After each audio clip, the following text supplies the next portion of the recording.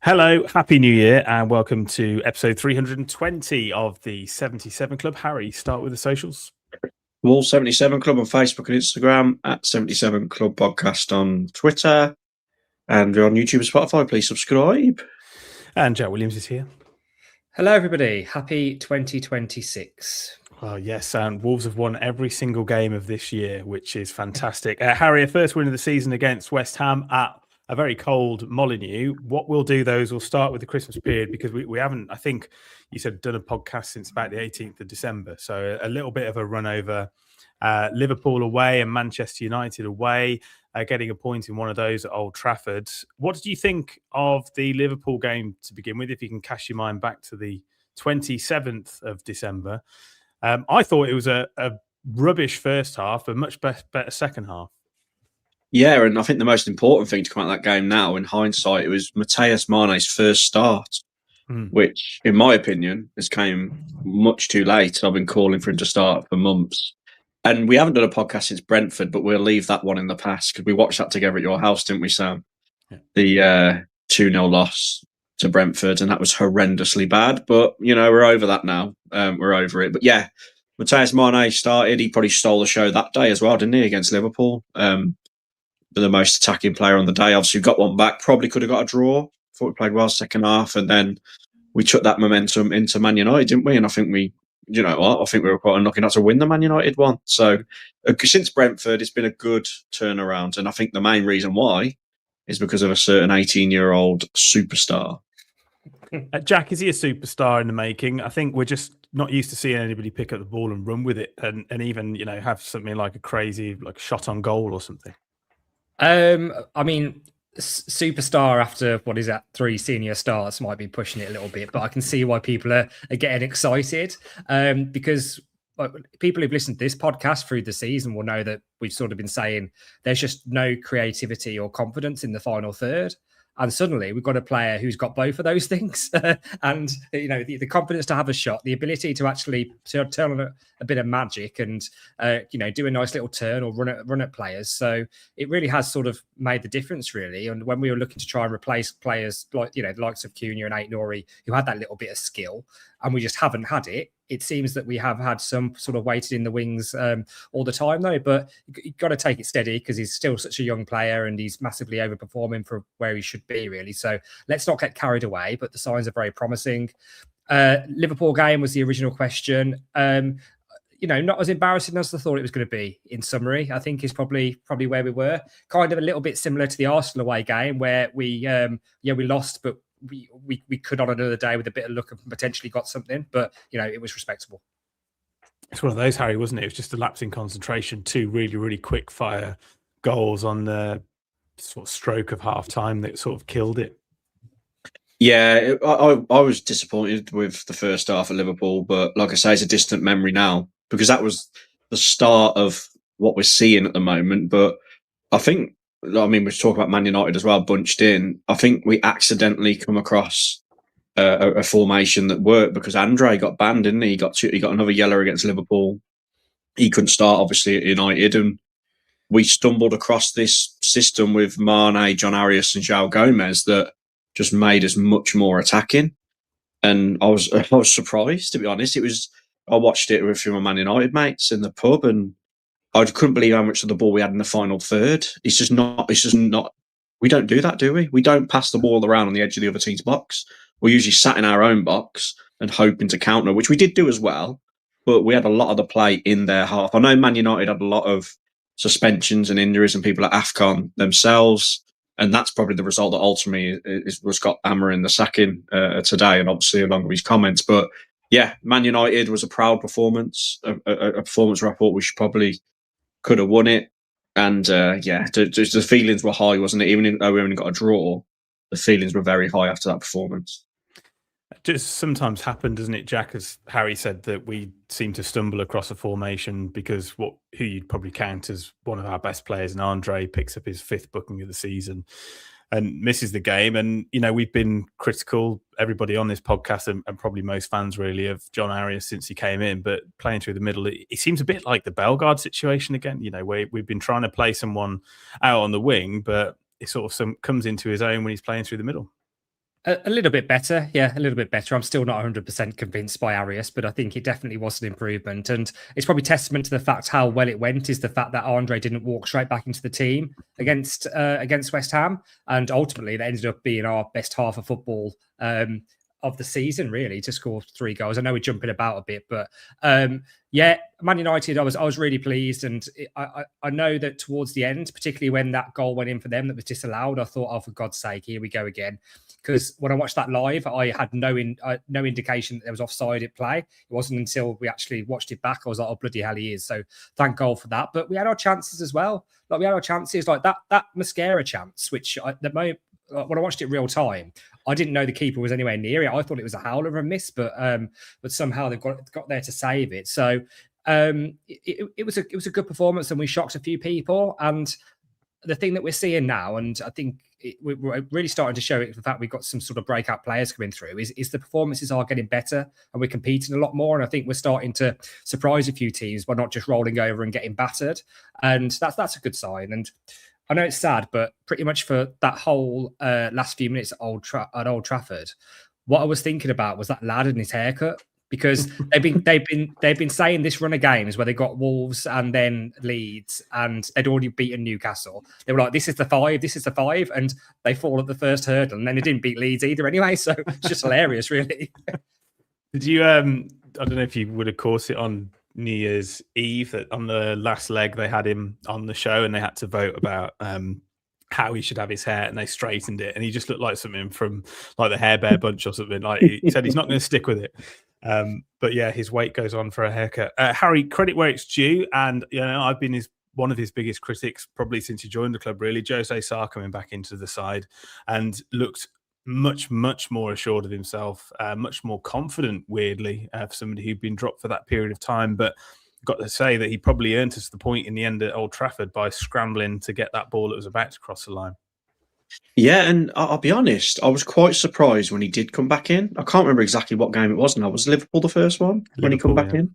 Yeah, and I was a bit like, well, that's strange. Obviously, Johnson had a few errors, but no, like mad howlers in my opinion. So, but obviously Rob Edwards decided to change it up, and to be fair to Sarr, he has done well, hasn't he? And he's obviously got his first clean sheet and our first clean sheet of the season, which we'll get onto in West Ham. But yeah, that was a Mascara as well. After scoring an own goal at Arsenal, I was happy that Sarr hooked that one out at Man United. But the highlight for the Man United game for me, while we're on the subject, was, again, I keep bringing him up, I'm sorry, was when Mané come back and absolutely clattered Cunha. I thought that was just such a magical moment for him to clatter him. But yeah.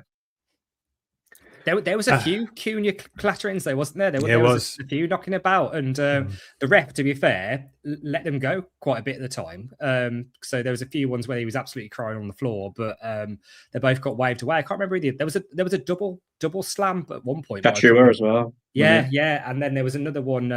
Might have been, I can't remember who it was, but yeah, there was a few bits knocking about for old Cunha, which was delightful to see. I'm really pleased with Jose Sarr. I've not been convinced by Johnson at all. I've said it in the last few weeks. I think he's cost us points, really. I think, Harry said there wasn't any major errors, but I think there was. The Nottingham Forest springs to mind immediately. Arsenal, I think when that goal in sort of that hits him and goes in, I think he could have done better. And Jose Sarr's come in, and I know he punches a lot, which makes you a bit nervous, and he can be a little bit flappy sometimes. But I think overall, it's been a lot more convincing from me. So I'm quite pleased that the change has been made. Sorry, I was about to die. You're right, Dan. Happy New Year, was it? Yeah. Oh dear, I get myself a squash. I think it was Matheus Mane, wasn't it, Harry? That Wolves had put together a couple of clips on TikTok of saying Matheus getting into it, and obviously it was him tackling or going a bit heavy. Actually, there's a couple of comments in the comment section about the referee, and I thought the referee's actually been quite good over the last 3 games. They seem to be letting a little bit more go, it seems. I don't know if it's just a coincidence of that happening. I don't know if you felt the same way, Harry. The sort of those niggling fouls are becoming less a little bit. Yeah, I don't know if it's something that they've spoke about in the refereeing world, but it does feel like they are letting a lot more go of the games I've been watching, and it's a good sign when there's not been many. Well, especially in the Wolves games where people have been going mad. When you're hearing about the referees, that's a sign they're doing well in it. So, yeah, I think that, and on another day they might have pulled Mane up for that clattering one, but it's a contact sport at the end of the day. So yeah. Exactly. What about just on that though, on referees? There's two things that stick out from the Man United game. The one is foul throws, or two of them, to so to speak. And also, I think that's the first time that I've seen us get called up for Jose Sarr holding the ball for too long and then ultimately giving a corner. And watching that back, he doesn't hold it for very long at all. It's incredibly, incredibly harsh. And that's the sort of thing that I just don't think would get given the other way at Old Trafford. Like they wouldn't be giving us a corner if their keeper held it on for too long. So that's a bit unusual. I could be wrong about that being the first time I've seen it go against us this season, but I don't think it was. But obviously, we can't blame the ref for our throwing, because that was the most frustrating thing about that game for me, is the fact that we had a couple of good chances late on. And, pressing positions up in their half, in possession of the ball, and they're on the back foot a little bit. And we just give them a throw-in back by not being able to throw the ball properly. That was just bizarre. It's unforgivable, isn't it? The other thing that really annoyed me was when we had that corner late on, and Fair Lopez, it's just the worst corner that I've seen. It hit the first man when we had a chance to go on and win that game. And if we'd have put the ball into the box on those 3 occasions where we had chance to, rather than just being Wally's, we might have won. So how many times have we done that though? With the amount of times we've had a corner late on and done that, I think the big reason as well was Tolu went off against United. I thought that was such a bad substitution at the time. Brought Strand Larsen on. I remember thinking, well, that's that then. And we didn't look as threatening when Tolu went off. And obviously, understandably, he's been in the team starting since that sort of period. Exactly. Let's talk about West Ham. Harry, it's the first win in what was 252 days. It seemed like a time, and it pretty wasn't far off one. Let me just go through the team very quickly just to jog our memories. Sarr in goal, Chua, Mosquera, Santi, Krejci, Hugo Bueno, Arias, Gomez, Mane through the middle, Tolu and Hwang. We've been calling for Hwang to be dropped. I think you said in your video that he needs to be deported or something. You never want to see him play for Wolves again. I thought he had a good game. Yeah. Well, first of all, the starting lineup, I was very curious to see if he'd bring Andre back in. I'm glad he never, because as I said, we played so well at Man United. But he did come on at half-time and do well, to be fair to him, Andre. I was shocked he dropped Doherty, but I'm assuming that was fitness. And he put Santi back in, but Santi's been brilliant, so I didn't mind that. Yes, I wanted him to drop Hwang, because I thought Hwang was poor against Man United. He gave the ball away for their goal. He hit a few shots that cleared the Stretford end. But, as we've always said about Hwang, one in about 15 games, he'll have an absolute worldy performance. And to be fair to him, he was captain as well, wasn't he? Was it him or Gomez? I think he was captain, Hwang. Sarr was captain. Oh, Sarr was captain. Okay. I don't know why I thought Hwang was captain. But so I thought he was brilliant. I mean, Mane was man of the match by far, but great assist for the John Arias goal. When he stepped up for the penalty, I thought, oh my God, what is he doing? Because we've seen him miss the career recently. He missed in the League Cup against, was it West Ham or Everton? I think it's West Ham. And he missed in pre-season against Stoke. But yeah, so when he stepped up, I had little confidence. But, he put it down the middle, and fair play to him, because there's a lot of pressure on that. And yeah, he was brilliant. I can't fault him. I've criticised him probably more than most players. Well, apart from like Hoover and that. But yeah, everyone on the day was good. Even Chachua, who after the Forest game, when we lost 1-0 in that midweek, I didn't want to see Chachua in a Wolf shirt again. His performance was that bad. But I actually saw him run past someone, which was a shock in itself. He actually did run past their fullback at one point. He did the usual stop and pass back and that. But yeah, Hwang, apart from Mane and maybe Arias, you've got to put him up there as one of our best players on the day. And I was talking about my FPL as well, because I was that disgusted with him. So I lost a lot of points there. He got a goal and an assist. What were your thoughts, Jack? I mean, we were sort of in dreamland, really, because not only did we scored a goal, we actually scored 3 in the first half.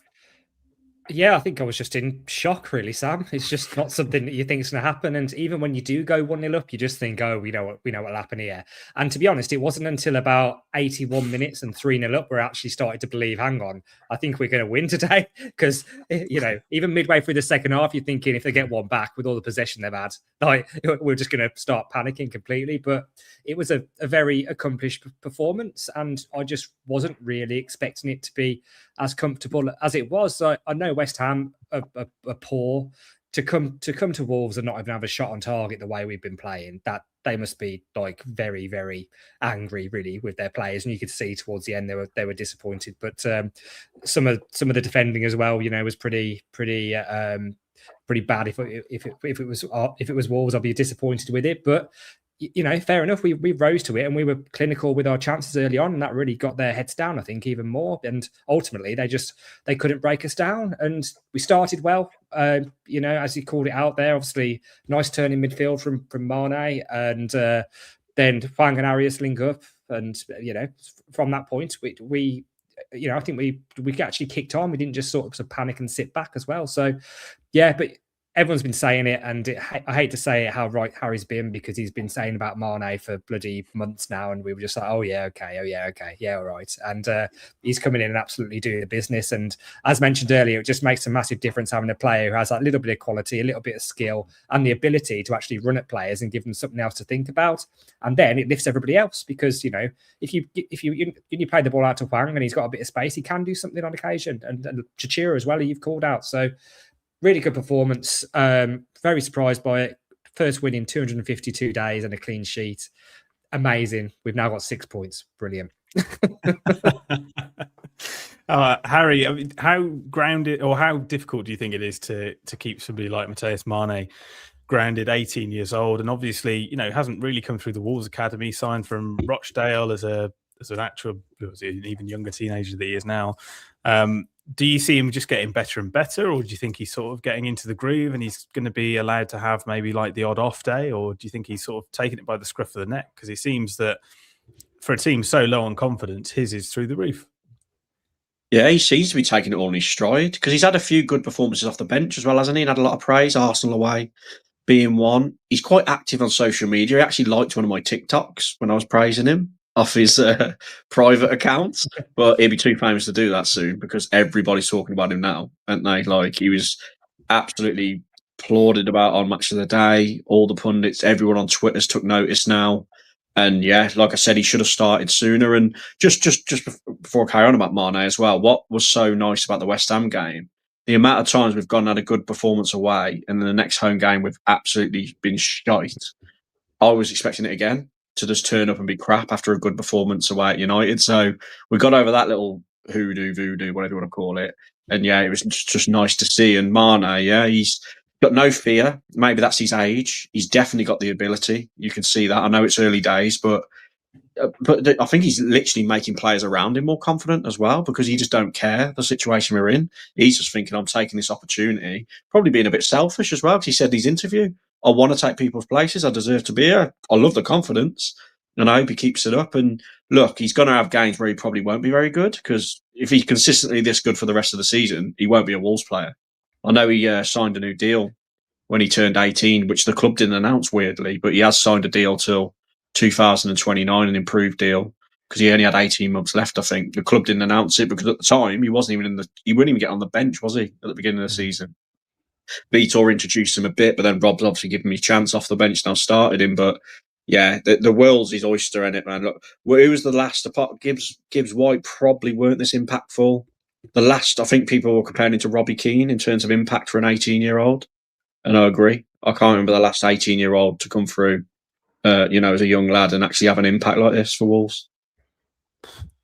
Or not at 18, I can't think of. I mean, what about Doherty? Maybe, but not in the same way, is it? Really? No, he was just on the fringes. Yeah, not many defenders burst onto the scene, but yeah. Unless you're Micah Richards, yeah. One man that was dejected on the sidelines, Jack, was Nuno, and saw lots of Hammers fans giving Max Kilman the hardest of times as well. Yeah. Thoughts on that? Only because there's a couple of people in the chat, and Neil is one of them.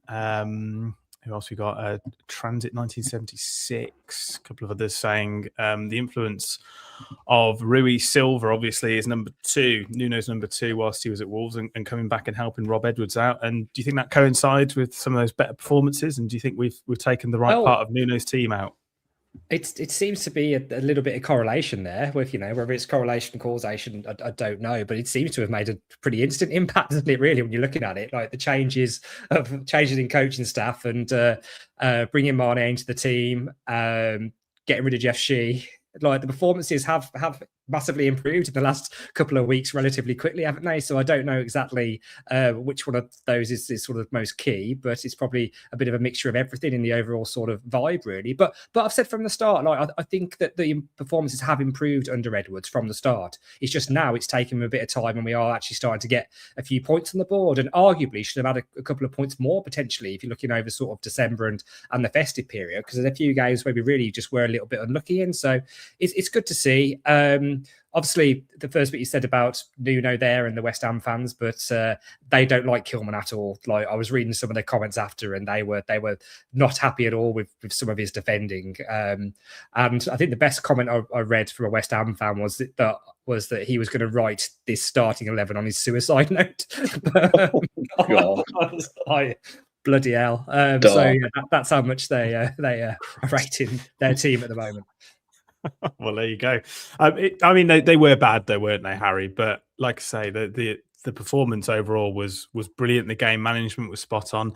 I think the subs made their impact. I mean, Strand Larsen is doing my head in a little bit. I don't think he really wants to be there, and I think that's sometimes reflected in his attitude. I mean, he's holding the ball up okay and passing it off, which is probably the very least of what you'd expect from him. But I'm still expecting better. But I think Tolu is worth his place. Yeah, he scored as well, didn't he, Tolu? It was a great save, the header.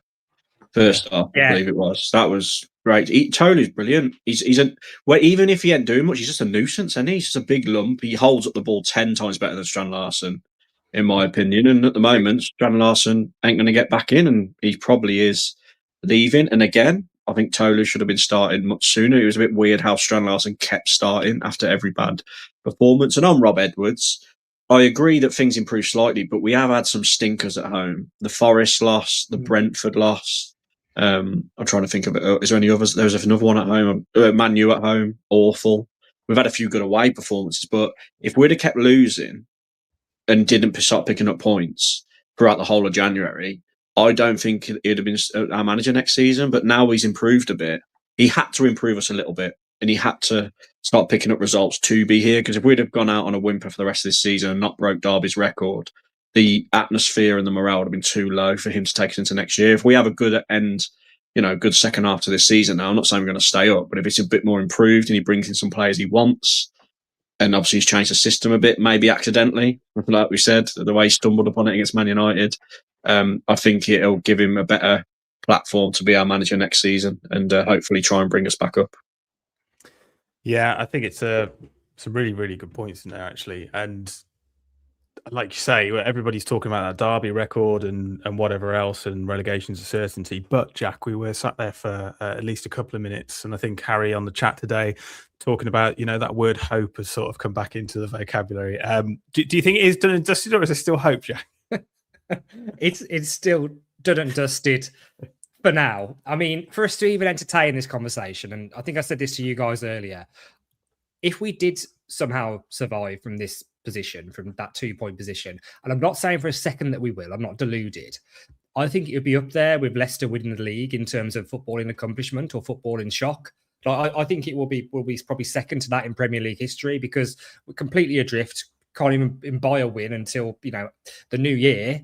If we were somehow to get out of it, then it would be one of those footballing miracles, really. But I think we're too far off the pace already for us to even start having a conversation about this. We have to win Wednesday night, and then we have to go on a little unbeaten run where we're picking up wins and draws very quickly just to get us back on the pace. That's just on the pace of Burnley potentially. So it's a long way to go yet, but I was going to say stranger things that happens, but I don't think many stranger things have. So no, I think it's still too far, but at least we're playing now with a bit of pride and a bit of passion, and we're going to go and compete, which was the main thing we were really disappointed with, is the fact we were just turning up every week, not even trying, seeing 3-4 out of 10 performances, rolling over, getting our balls tickled, and then going back on the motorway home. So that's Sounds it. amazing. But we just want a bit of pride. On a bit of pride. Stranger Things has happened, Harry. It finished obviously last year. That's it. I've not watched a single episode. However, do you think there is a chance that it could happen? No, I think we'd have to literally perform like Champions League form. Yeah. Well, we've got 18 games left now. We'd need to win 8 or 9 of them. Maybe get a few draws. Look, if Forest, if West Ham and Burnley do what we did for the first 19 games and have an absolute nightmare for the rest of the season, then we've got a chance. Like if they finish on as low as 25 points, yeah, we've got a chance. And the last 2 seasons, 26 and 27 points would have kept you up. But the last 2 seasons, the bottom 3 have been absolutely horrendous. And I think it's a little bit stronger bar us, but now we're improving. It would be, like Jack said, it'd be the best. I mean, I know, sorry to bring them up, but West Brom did the Great Escape, didn't they, back in the day, being bottom at Christmas, getting out of it. It would blow that out of the water if we managed this, because it took us to game week 20 to get a win. That's like ridiculous. That is absolutely ridiculous. So if we did it, if for some reason now Mane is like the new Messi, which he might be, we don't know, and he gets like 15 goals for the rest of the season, and our defence stays solid, because I think our defence does look quite good at the moment with Krejci, Mosquera, and Santi or Doherty, whoever you want to put in there. Then maybe, but you've got to remember as well, we're going to lose players. We are going to lose players this January. Some people don't want to be here. Yeah. I think John Arias does. I've heard rumours that John Arias wants to stay, but yeah, it would be a miracle. But I'm just so happy to have a player in Mane that I'm actually proud to watch. And I was proud. Like, I couldn't believe it was so weird walking away from Molineux the weekend and everyone happy, because I'm so used to walking away and everyone being doom and gloom, and it was freezing as well. So it was all set up for a stinker, but we still managed to win, even though I couldn't feel my toes. So yeah, look, everyone's on a high. We've got to remember West Ham. That West Ham reminded me of us against like Forest. When you look at them and you think they don't want to be here. If the West Ham fans were funny on the day, to be fair, they were joining in with West Ham our shit songs and all that, and like, we're going to see you next season. It was quite funny. It was the funniest away end that's been at Molineux for a while, because they know they're shit. I'm surprised how bad Nuno's done, but their squad is shit. I thought Nuno would get them out of it, but you know, you can't work miracles with a shit team like that. And yeah, so we'll see. If we go and beat Everton, I'll start getting excited. It's just nice. It's nice to be positive, isn't it, on the podcast? Because it is since April since we've been able to say that we have won a game of football, and that it does include pre-season. Sam, and Jeff Shee's gone as well. I think that's given everyone a boost, because there's rumours are that instantly when Jeff Shee got dismissed, this is just rumours and hearsay allegedly, all the atmosphere at Compton and the staff were all happier straight away. I think he was that disliked, Jeff Shee. People were so happy that he was gone, and apparently Nathan Shee's a nice guy. I know it's one Shee for another, and people saying things won't change, but we'll see. But the first step was there, wasn't it? We ended on a podcast since, haven't we? But the first step was there. That bloke had to go, because he was just a horrible poison chalice, and that BBC WM interview was the final straw. And fair play to the fan groups which we were involved with. The protest definitely made a difference. While we're just on the topic of sort of one win raising our hope levels, performances improve. Obviously, we get a bit better, go on a nice run. I think we're obviously too far adrift to consider staying up, but could we do the Wigan Athletic? Could we win the cup, and get relegated? Well, well, we've got to buy. We've got to buy the weekend. We're going to preview that as well, aren't we? I wonder if he'll rest players. I suppose it depends how Everton will go, but I'd love it. Imagine if we won the FA Cup and went down. I'd take that right now. We could do it. Why not?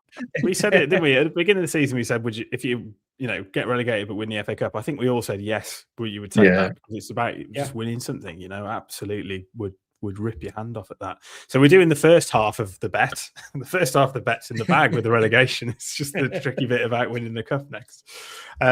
Okay. Let's have a look at Everton. I suppose the first name on the team sheet at the moment is Mané. Harry, I mean, you've compared him to Messi, and maybe not quite the next Messi, but he could maybe be the next Mane. Obviously, it was great times for Liverpool. Yeah.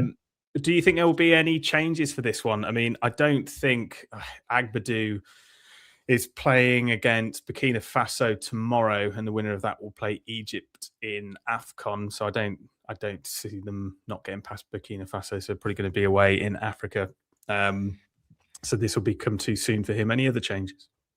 Well, I think Mane went off a cramp, didn't he? The only issue is it's a semi. It ain't too much of a fast turnaround, is it? Saturday to Wednesday. We'll be doing that a lot next season, so they better get used to it. But no, I would if we can, if everyone's fit enough and no one's in the red zone. I think that's the term these days, isn't it? Yeah. When they're overworked, got to start the same team again. Matt, you've got to start these. I can't believe I'm saying that because that's me advocating for Hwang to start. So. But as close as possible. Maybe Doherty might come back in if there's someone lacking a bit in defence fitness-wise, Santi or whoever. Yeah, I mean, I seen we recalled Pedro Lima, didn't we, from Porto? Yeah. And I think he's better than Chachua and Hoover. I'm not saying starting at Everton, but I think eventually he'll be our starting right back because every time I know he's only 19, but every time he's come on or played in the few appearances he has done, I couldn't believe they loaned him out. I think he's got super potential to be a great player. Might see him against Shrewsbury, but yeah, the answer to your question, sorry, I'm rambling if possible. Might have lost you there a bit, Harry, but we'll move on to Jack. Probably a bit too soon for Pedro Lima, do you think, Jack? Just because he was, I think, played about 4 games for Porto B, so they may have made it on maybe off the bench in one first team game, but.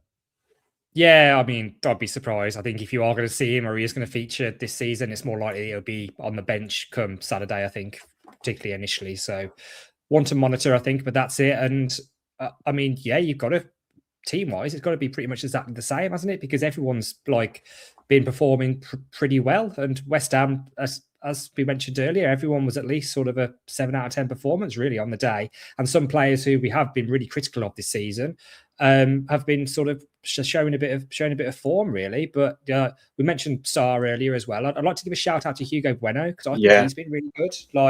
And obviously the standout ones and the accolades there go to the likes of Mané and Hwang with his goal and assists from the other day. But I think he's been really good. So yeah, really pleased with most of them. So as close to the same team as injuries will allow. If you need to rotate a defender, then hopefully Doherty's there available to take the place of somebody. But yeah, similar. And obviously, remember the fact that they didn't do very well yesterday, did they? At home, Everton got let in 4. I saw videos of fans leaving when they were 3-0 down just after half time. So that video is brilliant.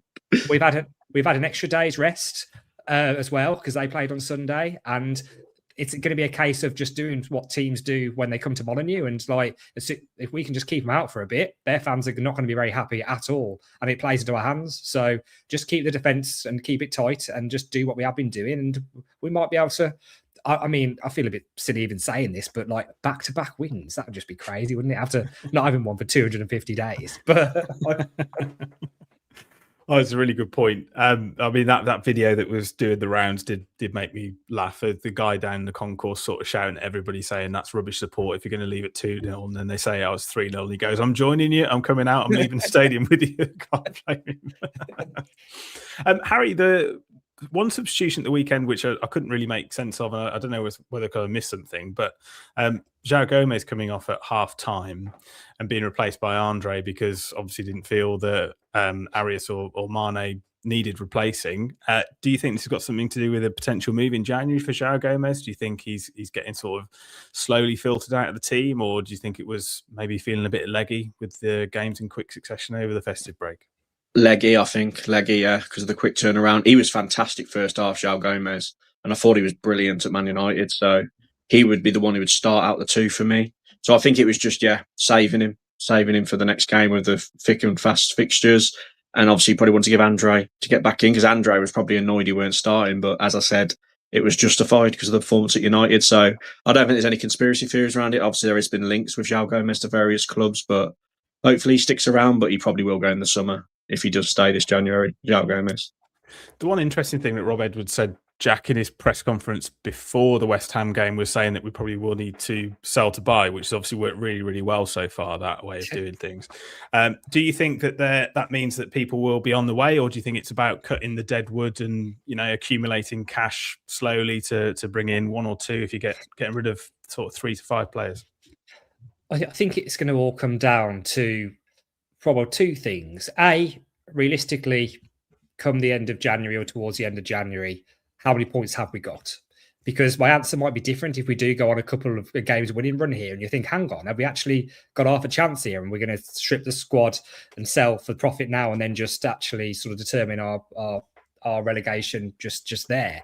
But I think they do have to have a think about value as well, because if somebody comes in with a 40 million euro offer for Strand Larsen, I think you have to look at that, particularly the fact that he hasn't been starting lately and his body language and everything this year suggests he doesn't want to be here. So I think it'd be foolish to not have a look at that. But it's a difficult one, isn't it? Because you don't know, because Rob Edwards was promised supposedly that we would buy and bring players in January when he came in.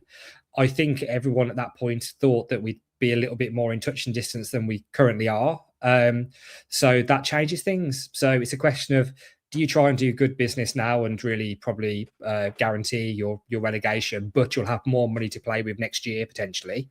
Or do you take a bit more risk and think, oh, maybe we can start to compete a bit more and climb a few places up the league, get a bonus for finishing a little bit higher, even if it's only 18th potentially, and have a bit more money that way.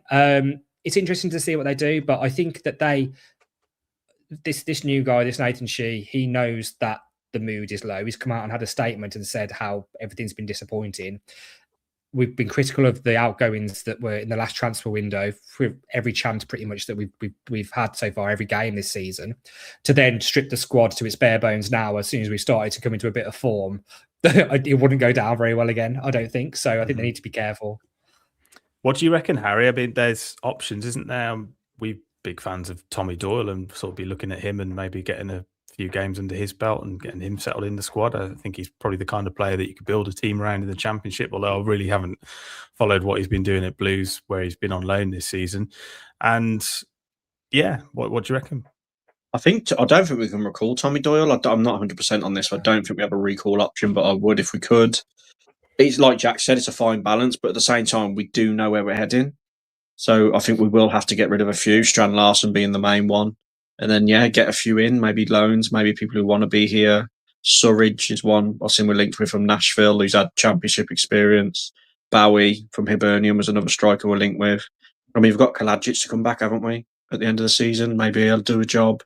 And you've got to remember, we've got Manetzi, we've got Bellegarde, we've got a few others out injured who are ready to come back, and obviously people from AFCON. So it'll be interesting.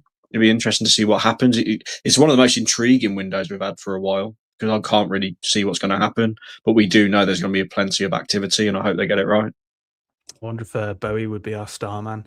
There's lots of players that have been linked with moves. None more, actually, Jack. The Marshall Manetzi has been linked to quite a few teams in France for around the 50 million euro mark. Obviously, he's injured at the moment. Do you think he's the kind of player that you'd want in the Championship? A bit more physical, maybe suits the mould a little bit more? You know what? It's a weird one, isn't it? Because I've been critical of Manetzi, and I think a lot of the fans have as well, and it's justified because there's a severe lack of quality. But you can't fault his work rate, and that might be quite useful in the Championship. So, especially you just mentioned there games with quick turnaround times as well, and obviously you're playing 46. So, I don't think I'd be particularly disappointed if we did hold on to him. But same again, like if a decent offer comes in, then yeah, fair enough. But he's actually one of the players who, I know it's been a bit bad this season, but it's been bad for everybody. But he was good at the end of last season, I thought. And he does have that work rate. So I think he's a player that you'd be looking, if you're going down the squad now and you're thinking of which players we really, really want to keep for the Championship, I think he'd be on the list of keep, not on the ones of just get rid now, to be honest. No, I tend to agree. Would you agree with that, Harry? He seems the kind of mould that you'd want. It'd be brilliant in the Championship. There's no two ways about it. It's probably his level, to be honest. And like you say, his fitness is really good. I've seen Agbadou. He was linked with Besiktas, and apparently they offered a loan to buy, but Wolves were like, nah, buy him. Like, you know what I mean? I think Wolves ain't going to piss about with that. They'd be like, you have to pay the money if you want them, type thing. So people were like Strand Larsen as well. If they value him at 40 million, apparently that's the rumours. Wolves now, and if people won't pay that, is he just going to linger around for the rest of the season? Be interesting if he plays against Shrewsbury as well, because he won't want to be cup tied, would he? If he moved to another Premier League club, I'm sure he won't want to be cup tied. So it'd be interesting to keep him in the team, but for that game. But there's a few I wouldn't mind if they go. I'd love to keep a lot of them, but there'll be players like Bellegarde, players like probably Agbadou. I don't know if Mosquera, but there's some players that probably think they're better than the Championship, even though they're probably not. Like Muller Wolf, Norway international. Does he think he's better than the Championship? There's a few that, again, they probably won't want to be in the Championship for their career and for their international careers as well. Money talks, so doesn't it? I suppose. And if nobody's going to come in for them and pay the money or pay them the wages, then they're just going to have to be, stuck. They're on big wages. I'm assuming they'll get a reduction, but the thing that gets me, though, their contract, that we've seen in recent years with the relegated teams is that, yes, obviously the players get cherry picked and stuff, but it does seem. I know we've been in the Premier League for 8 years now, so we're probably not quite used to seeing the turnover, but I don't see it as much when the relegated teams, the teams that go down, losing their best players all of the time. Sometimes they do seem to stick around, probably a little bit more than they did maybe back in the day. I don't know. Maybe that's just me. But another one was linked with Turkey, which was Andre to Galatasaray. Could be a good fit for him. I mean, Harry, you'd be sad to see him go, wouldn't you?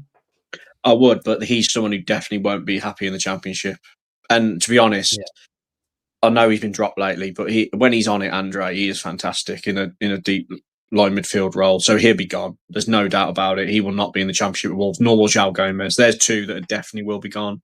And fair enough. I know some people moan they can't play together, but when they're on it, those two are two of our best players. So I think Andre, it wouldn't surprise me if either of them went this January, but they will definitely go in the summer. But Wolves have got to weigh it up, haven't they? Because the value for the players are going to be much higher now than they will be when we've got the relegation next to our name in the summer. I think Andre's better than Galatasaray, to be brutally honest. That's my initial thought on that. I think he can go to another top half Premier League club, or particularly a top club elsewhere in Europe in a big league, to be honest. That's my initial thought. But yeah, they'll both be gone in the summer, if not in January, like Harry said. He could be playing in the middle with Mario Lemina at Galatasaray, couldn't he? That'd be an interesting. Interesting. We haven't done score predictions, Sam. Should we do score predictions for the next two? Sorry. Yeah, okay. Let's start with Everton then. Harry, kick us off. The only reason I'm pushing for it, you know what I'm going to say, don't you? Yeah. Or Everton 1. Just wanted to get that out there. Oh, Jack. I agree with Harry. Why not 4-1 Wolves? Let's do it. Actually, clean sweep. How times have changed, eh? Yeah. We were predicting 4-1 losses about a week ago, 2 weeks ago. God, that was all last year. Shrewsbury, Harry. I mean, I'd probably ring the changes. Although I think the last time on the way to the semi-final when we last got promoted, we took a replay against Shrewsbury, didn't we? And we nearly went out. I think it was my memory. My memory is Ruddy having an absolute nightmare. We beat him 3-2, I think, didn't we, in the end at home? But Ruddy threw one into his own net. So yeah, I think we'll make a lot of changes, like mega changes. It'd be everyone who ain't been playing. Might even see Bentley in goal if he's fit. I don't know if he's fit enough, but Johnson if not him. And like I say, it'd be interesting if Strand Larsen plays. He might not. I think we'll see Charewa play, people like that. But I reckon it'll be 1-1 and we win on penalties. 1-1 win on penalties. Lovely. Jack? I think, like you say, it will be interesting to see if any players are completely away from the squad for this one, because that will be an indication that there is potential they can move. I think move to another club in England. I mean, so I mean, we were just saying about some of our players. We think they're good enough for the Championship, and Shrewsbury are below that, aren't they? So this should be comfortable at home, shouldn't it? So they're really struggling in League 2, aren't they, Shrewsbury? So maybe I shouldn't predict 1-1. Yeah. I think they're right at the bottom of League 2, really struggling. So our second string should batter them, shouldn't they? Yeah. Really. I think. Well, go on. Sorry. As I said, things are never quite as simple as you think they're going to be. But I'm going to say 2-0 Wolves. 2-0 Wolves. I was going to say it's quite a special game for me because the first game Stanley we're going to, my son. Oh, is it? So I hope we do win. Yeah, I'm really I'm gambling because I took him to watch Starport Swifts in the summer, and he just ran round all game, which he obviously can't do that at Molineux. He's only 5, but I'll just have to take some rope and tie him to his seat so he sits there for the whole 90 minutes. Because if we're 4-0 down at Shrewsbury, he's probably got some game time a few weeks ago. Yeah. Might be leaving early if we lose to Shrewsbury. He never want to go again. More than Huang was doing. Yeah. Well, there you go, Harry. Well, that's very exciting. So you've introduced him to a lifetime of hell. That's very good of you. Yeah. Fantastic. Okay. Right. Well, I think that's it for this week. We will, of course, be back next week. Best of luck if you're heading to is it the Dixon? Was it the Hill Dickinson Stadium? Is that right? Is that what it's called? The New Goodison? Oh, dear. Oh, That's what I it's don't called. know, actually. Yes. Yeah. And of course, if you're going to the FA Cup as well. So we'll say goodbye to Harry Mansell Goodbye. and Jack Williams. Bye, everybody. And it's a goodbye from me. Goodbye.